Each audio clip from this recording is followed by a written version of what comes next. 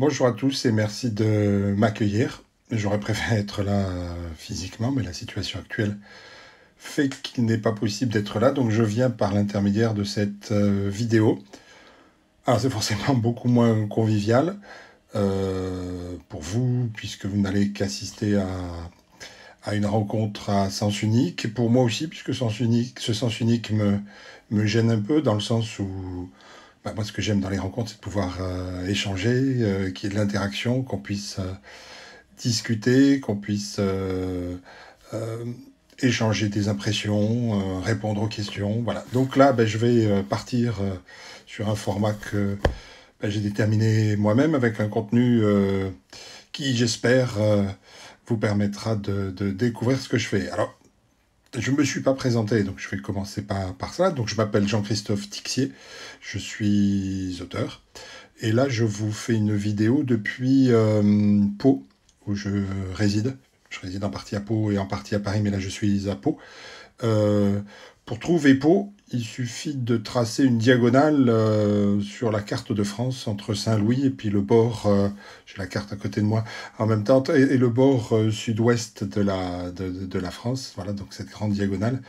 Donc Pau, c'est une ville qui est à une centaine de kilomètres de l'océan Atlantique, qui est pas très loin de l'Espagne non plus, et des Pyrénées. Bon, j'espère que l'occasion se représentera de revenir vous voir. On a en commun aussi, enfin aussi non, puisque je parlais de distance et de coins très opposés, on a en commun visiblement le lien avec les rois de France, puisqu'apparemment c'est Louis XIV qui a découvert, qui a créé, pardon, Saint-Louis. Je vais y arriver, c'est un peu dur ce démarrage.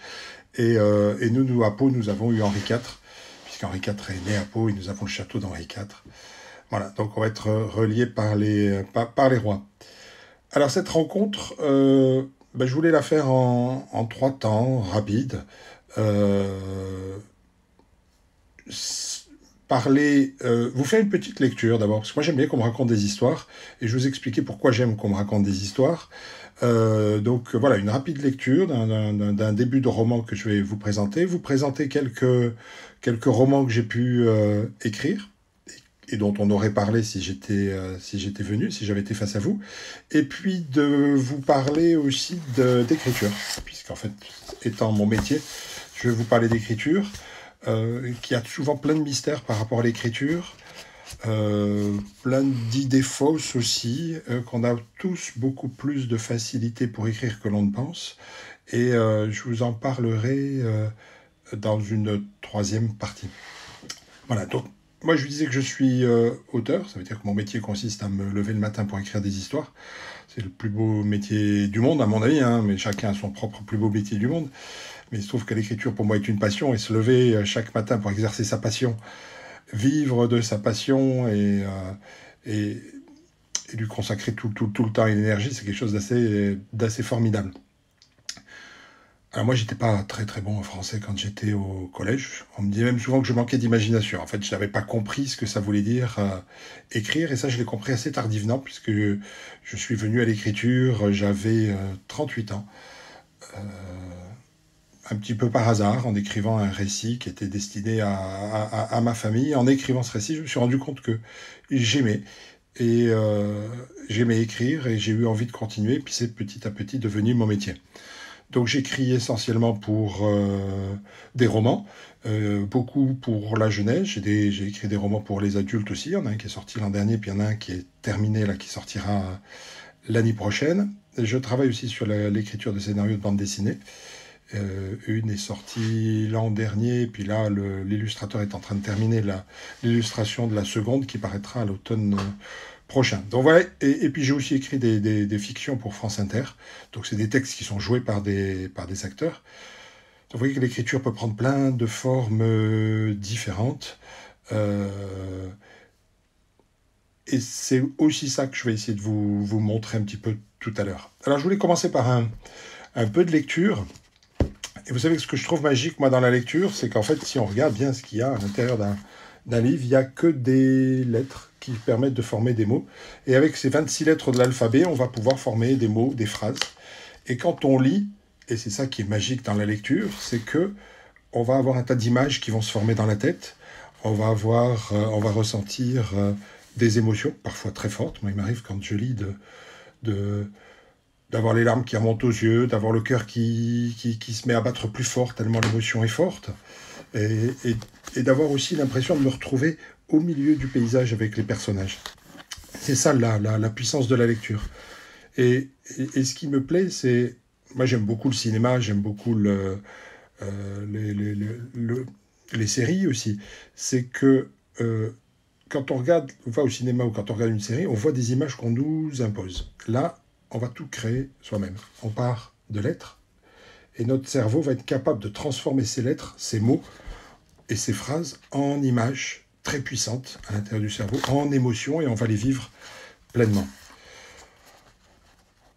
Alors, je vous propose un petit temps où je vais vous lire le tout début d'un roman qui s'appelle La Traversée, qui est un roman qui est paru en 2015, qui raconte la traversée d'un groupe de migrants sur un bateau en Méditerranée.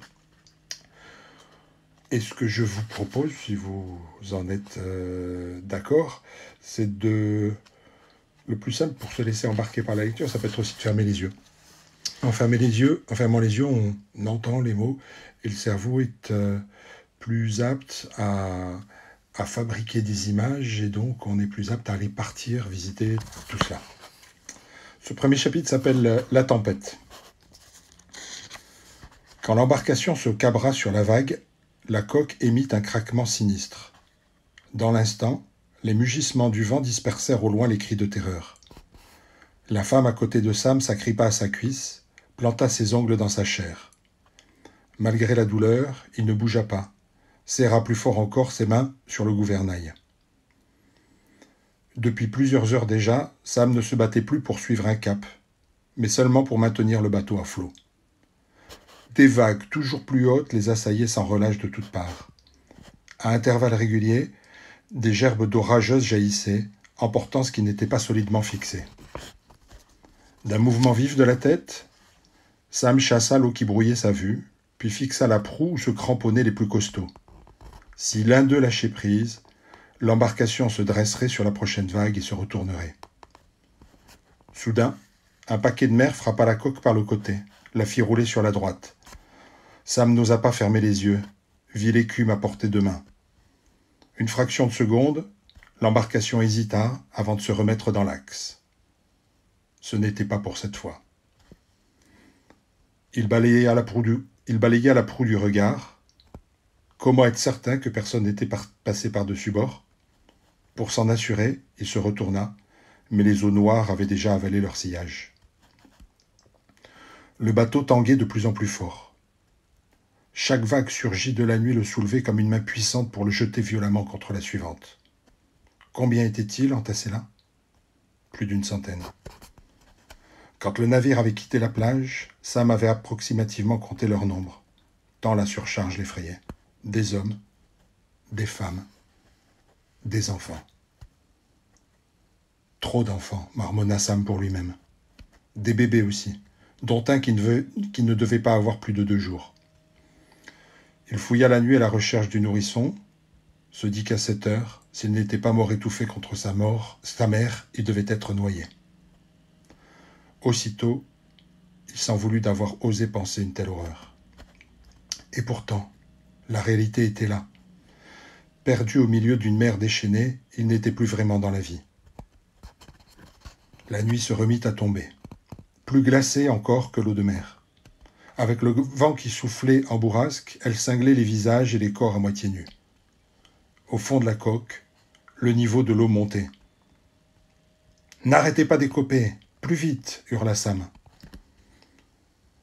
Avec le creux des mains ou une moitié de bouteille en plastique pour les mieux outillés, ils menaient un combat que beaucoup jugeaient perdu d'avance.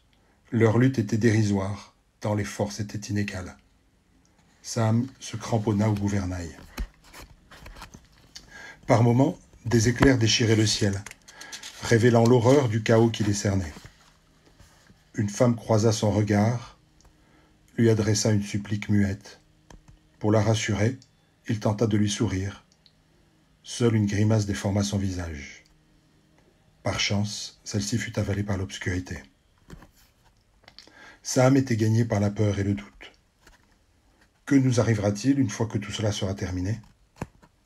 À cette question qui l'obsédait, il n'avait pas de réponse, et encore moins d'idées sur ce qui se cachait derrière le mot « terminé ». Malgré ses 17 ans, on lui avait confié la barre, et ce poste lui conférait, aux yeux de certains, un statut de demi-dieu. Mais que pouvait-il face à ces vagues qui se dressaient devant eux telles des murailles, les propulser en l'air avant qu'ils ne basculent dans les creux toujours plus profonds, se demandant lequel finirait par les avaler? D'heure en heure, l'espoir désertait le bateau. Sam entendit un homme hurler une prière, aussitôt reprise par d'autres. Ils imploraient le ciel, s'en remettaient aux ancêtres pour les tirer de cet enfer. Soudain, un cri déchirant jaillit à l'avant. « Ma petite fille, ma petite fille !» Des hommes se redressèrent pour tenter de percer la nuit du regard. D'autres, penchés par-dessus bord, fouillaient l'eau par leurs bras. De leurs bras, sans succès. « ma petite fille !» hurla de nouveau sa mère.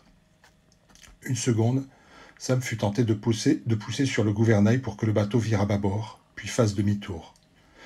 Mais une telle manœuvre les placerait en travers du courant et les ferait chavirer.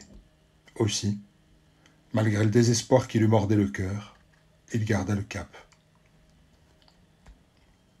Tels des lames, les cris de cette femme lui lacéraient le ventre. Il serra les dents, sentit des larmes brûlantes couler sur ses joues. Depuis quand n'avait-il pas pleuré? Soudain, une vague plus puissante encore souleva le bateau. La proue se dressa vers le ciel déchaîné, sembla s'envoler. Dans un rugissement strident, l'hélice du moteur quitta l'eau. L'instant d'après, il n'y eut plus de haut, ni de bas. Durant de longues secondes, la coque resta suspendue entre mer et ciel, avant de retrouver le contact de l'eau par l'arrière. Sous la violence du choc, elle se disloqua et chacun lâcha prise. Les corps furent projetés les uns sur les autres dans un balai macabre. Sam s'enfonça profondément dans l'eau glacée, quittant le tumulte de la tempête pour un monde terrifiant de silence. Voilà donc ce premier chapitre de la traversée, qui commence dans des situations difficiles puisqu'il s'agit d'un naufrage. Sam est le personnage principal. Donc il a 17 ans, il a quitté son pays pour des raisons de misère. Alors, je vous ai lu ce début de roman. Je vous ai proposé tout à l'heure de fermer les yeux. Et quand on ferme les yeux, voilà, on se retrouve avec les personnages, avec les images, et on se retrouve à vivre une expérience qu'on n'aurait pas forcément vécue autrement. Et ça, souvenez-vous-en, hein, c'est votre cerveau qui a créé ces images, qui a créé ces émotions. Pardon, je bois un tout petit coup.